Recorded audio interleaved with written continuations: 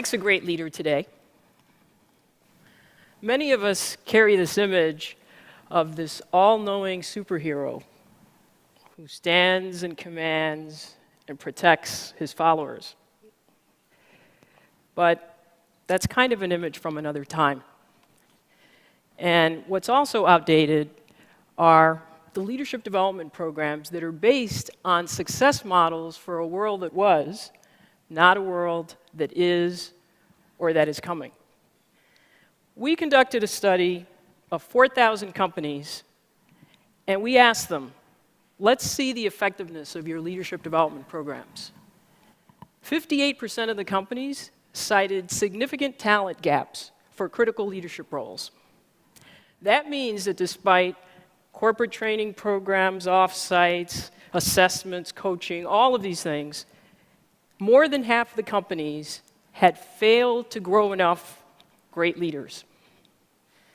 You may be asking yourself, is my company helping me to prepare to be a great 21st century leader? The odds are probably not. Now, I've spent 25 years of my professional life observing what makes great leaders.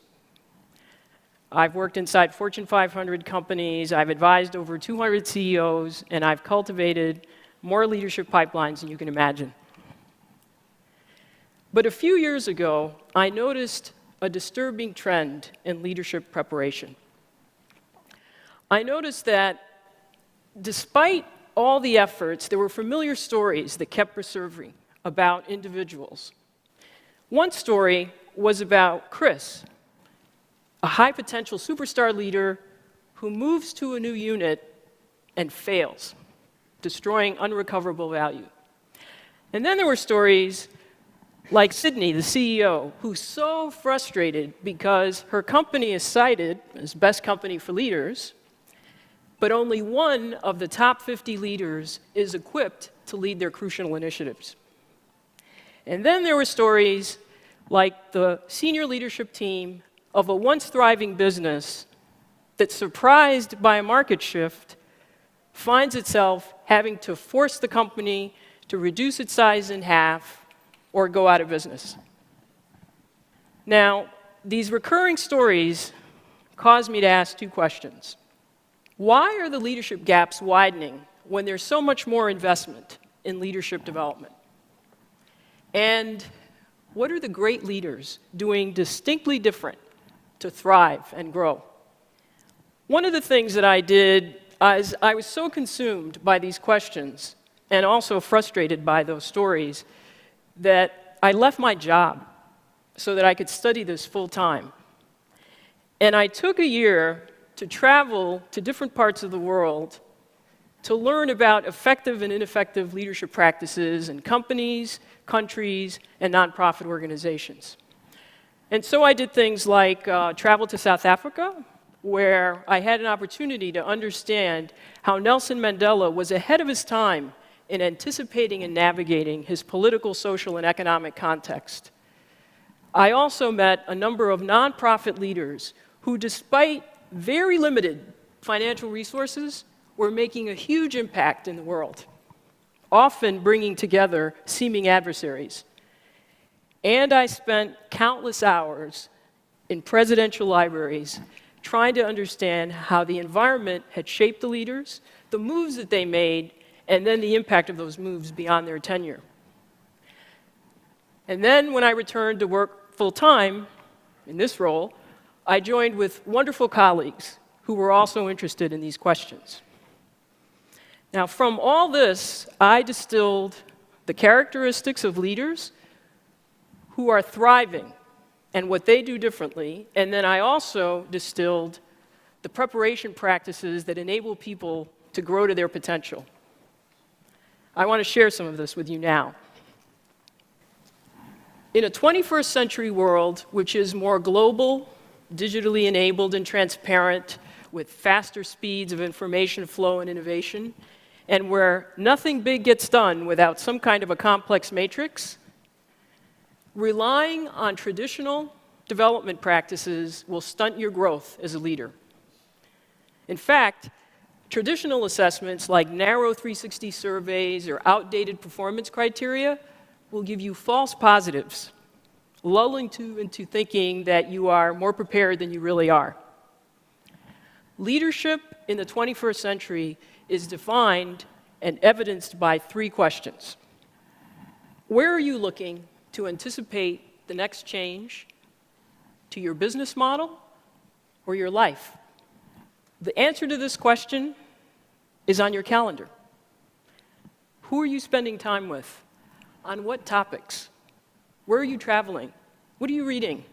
And then how are you distilling this into understanding potential discontinuities? And then making a decision to do something right now so that you're prepared and ready. There's a leadership team that does a practice where they bring together each member collecting, here are trends that impact me, here are trends that impact another team member, and they share these and then make decisions to course correct a strategy or to anticipate a new move. Great leaders are not head down, they see around corners, shaping their future, not just reacting to it. The second question is, what is the diversity measure of your personal and professional stakeholder network? You know, we hear often about good old boy networks, and you know, they're certainly alive and well, many institutions. But to some extent, we all have a network of people that we're comfortable with. So this question is about your capacity to develop relationships with people that are very different than you.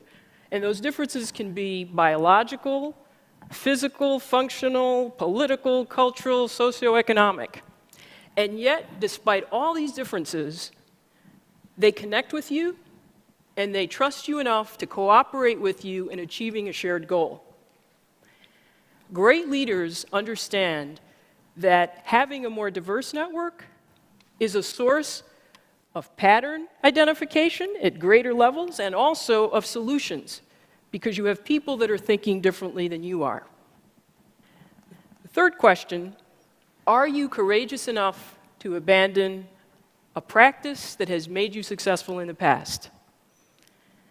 There's an expression, go along to get along. But if you follow this advice, chances are, as a leader, you're going to keep doing what's familiar and comfortable. Great leaders dare to be different. They don't just talk about risk-taking, they actually do it. And one of the leaders shared with me the fact that the most impactful development comes when you are able to build the emotional stamina to withstand people telling you that your new idea is naive or reckless or just plain stupid. Now, interestingly, the people that will join you are not in your usual suspects in your network. They're often people that think differently and therefore are willing to join you in taking a courageous leap. And it's a leap, not a step. More than traditional leadership programs, answering these 3 questions will determine your effectiveness as a 21st century leader. So what makes a great leader in the 21st century? I've met many, and they stand out.